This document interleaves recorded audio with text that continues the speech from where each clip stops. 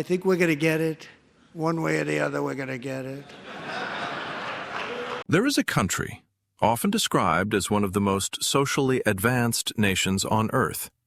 It consistently ranks at the top of global happiness indexes, offering its citizens entirely free healthcare and education. That country is Denmark. To most people, it represents stability, equality, and a quiet sense of prosperity. But today, this peaceful nation finds itself in an unexpected standoff with the world's most dominant superpower, the United States. At the heart of this tension lies Greenland, as Washington has signaled a strong desire to incorporate the massive island into its own territory. However, why would President Trump set his sights on a frozen land that Denmark has governed for more than 3 centuries? Why is he so determined to acquire this remote island, even publicly declaring that America must obtain it one way or the other? In reality, Donald Trump is far more consistent than most people give him credit for. Back in 2019, during his first term, he openly proposed purchasing Greenland. At the time, many people dismissed the idea as fantasy. Commentators laughed it off, and Denmark's prime minister called it absurd. Trump, clearly angered by the response, canceled a scheduled state visit to Copenhagen. But 6 years later, he is saying the same thing again, that the United States must acquire Greenland, one way or the other. But this time, no one is laughing. Because what once sounded like a bizarre joke has returned as something far more serious. A geopolitical negotiation backed by enormous financial power and unmatched military force. What was dismissed as a whim has now become a pressure campaign, one capable of tightening Denmark's grip on its own future. Yet, while officials in Copenhagen appear stunned, the reaction on the island itself is strikingly different. Many local residents are watching all of this with quiet, complicated expressions. Their homeland may be on the bargaining table, and yet they are not rushing to defend Danish rule. Why? To understand that, we first need to look back. How did Greenland become part of Denmark in the first place? And how did it end up dependent on annual subsidies, unable to fully stand on its own? The history of Greenland stretches back much further than most people realize. Nearly 1,000 years ago, the Viking explorer Eric the Red set foot on this frozen island for the first time. To attract settlers, he gave it an inviting name, Greenland, a name that literally means the green land. But reality was far less welcoming.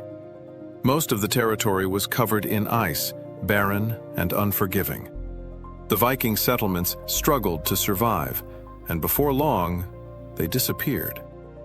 For centuries after that, the island remained largely in the hands of its original inhabitants, the Inuit people, who adapted to the harsh Arctic environment and made it their home. Denmark's involvement began in earnest in the early 18th century. In 1721, the Danish-Norwegian kingdom sent a missionary, Hans Egede, to re-establish a colonial presence. Officially, it was a religious mission. In practice, it was a strategic move to secure a foothold in the North Atlantic. From that point on, the island effectively became a Danish colony. Then, in 1814, following the Napoleonic Wars, Norway was separated from Denmark. Yet Greenland remained under Danish control. This is why, more than 2 centuries later, the island is still formally part of the Danish kingdom. But the process of incorporation was far from peaceful. The Danish authorities did not view the Inuit as equals. They saw them as people who needed to be civilized. At first, it began with things that seemed almost insignificant. Traditionally, Inuit names were drawn from nature itself, from the texture of snow, the direction of the wind, the color of the sea, and the movement of animals. Each name carried family history, ancestral memory, and a deep connection to the land. But these names were no longer accepted by officials. Children were assigned Danish names at birth. In schools, speaking Inuit languages was forbidden. The words spoken at home were labeled primitive. Even their own names became something they were discouraged from using. Under the banner of modernization, their identity was quietly erased. Then, in the 1960s, something far more disturbing began. The Danish government started to view Greenland's growing population as a problem. The reason was financial. As welfare costs on the island increased, fewer resources remained for citizens back home. Every new birth meant greater expenses, and policymakers began searching for ways to slow that growth. What they decided next was brutal. To control the population, authorities began inserting intrauterine devices into Inuit women without consent. The program targeted not only adults, but also many girls as young as 12. There was no anesthesia, no explanation of what was being done, no opportunity to refuse. Children were pulled out of class, placed on hospital beds, and subjected to procedures they did not understand. Parents were never asked for permission. Afterward, many suffered severe pain and bleeding. Doctors told them it was normal. Thousands of women were left unable to have children, without ever realizing it had been done to them deliberately. It would take decades before this policy was formally acknowledged by the Danish government. And that was not the only experiment. In 1951, authorities selected 22 Inuit children. The goal was explicit. They would be taken to Denmark, educated in Danish ways, molded into civilized elites, and then sent back to reshape Greenland's future. The children were forcibly separated from their families. They were allowed to speak only Danish. Their culture was systematically removed. Their language, food, games, and memories were stripped away. For a year and a half, they were trained to forget who they were. Then they were returned, but they no longer belonged. They struggled to speak their own language. They could barely communicate with their parents. They fit neither in Danish society nor in their homeland. They became outsiders everywhere. The consequences were devastating. Many fell into alcoholism. Others suffered severe depression. Some eventually took their own lives. The model citizens Denmark hoped to create never existed. What remained were people who had lost their identity and wounds that would never fully heal. Carrying the weight of this history, Greenland went to the polls in April 2025. The result was decisive. A pro-independence party won by a wide margin, and the newly appointed prime minister wasted no time making a statement. Greenland, he declared, was no longer a Danish colony. But independence comes with a price.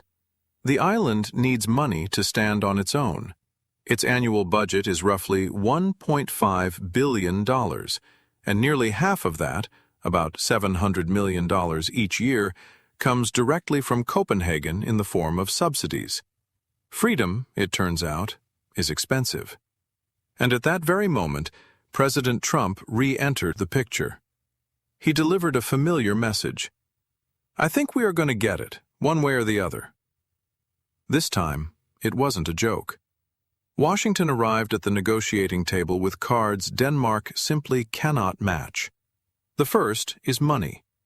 Whatever figures the Nordic government can offer pale in comparison to what the United States is capable of putting forward. Whether through a direct purchase, long-term investment, or massive development packages, America can propose deals worth tens of billions of dollars. Airports and ports, hospitals, road networks, telecommunications infrastructure. Projects Greenland has dreamed about for decades could suddenly become reality. The second card is military power. Denmark may be a NATO member, but it has little capacity to defend the Arctic territory on its own. By contrast, The U.S. already operates the Tula Air Base on the island and maintains a global force capable of rapid deployment anywhere on Earth. Early warning radar systems monitoring Arctic skies, missile detection networks facing Russia. Core strategic assets are already embedded across this frozen landscape. For Washington, Greenland is not a diplomatic issue. It is military infrastructure. But beneath all of this lies something even larger than territorial ambition: geopolitics and resources. The island sits between North America and Europe like a massive, stationary aircraft carrier. Most intercontinental ballistic missiles traveling from Russia toward the U.S. would pass through this airspace. In other words, Greenland serves as America's first line of defense. And climate change is reshaping the equation. As Arctic ice melts, land, once considered unreachable, is opening up, and beneath that surface lies enormous wealth. The island holds vast deposits of rare earth elements, which are essential for electric vehicles, smartphones, missile guidance systems, and AI data centers. It also contains uranium, a critical resource for next-generation nuclear energy and military applications. Beyond that, there are large reserves of iron ore, zinc, nickel, and cobalt, all key materials used in batteries and advanced manufacturing. There is also the lingering possibility of oil and natural gas reserves. The problem is that almost none of these resources have been fully developed. Extraction requires immense capital and sophisticated technology. Denmark doesn't have it. Greenland doesn't either. But the United States does. And Washington understands something else. If it doesn't secure this position, someone else eventually will. China has already shown interest in mining projects here. Russia continues expanding military installations across the Arctic. From America's perspective, this is not a matter of choice. It is a matter of control. Either Greenland becomes part of its strategic sphere, or it falls into the hands of rival powers. Today, Greenland is no longer just a remote autonomous territory. It has become a next-generation strategic prize, watched simultaneously by the United States, China, Russia, and Europe. And at the center of this global contest stands a society of just 60,000 people. Now, take a moment and close your eyes. Picture the harsh Arctic landscape, endless ice and wind, short summers, long winters, and 60,000 people living across that vast terrain. Now imagine that you are one of them. Imagine you are Inuit. In front of you stand three possible futures. The first is to remain as you are, part of Denmark. A life supported by steady subsidies, but with the most important decisions still made somewhere else. The second is to become part of the United States. In exchange for massive investment and powerful military protection, you step into the strategic orbit of the world's leading superpower. And the third option is full independence. Not Denmark, not America, a sovereign nation of your own. But that path offers freedom and pride alongside something far heavier, the burden of economic self-reliance and the realities of global politics. None of these choices are easy. Greenland now stands at one of the most critical crossroads in its history. So what would you choose? If you were standing on that frozen ground, which future would you walk toward? Share your thoughts in the comments.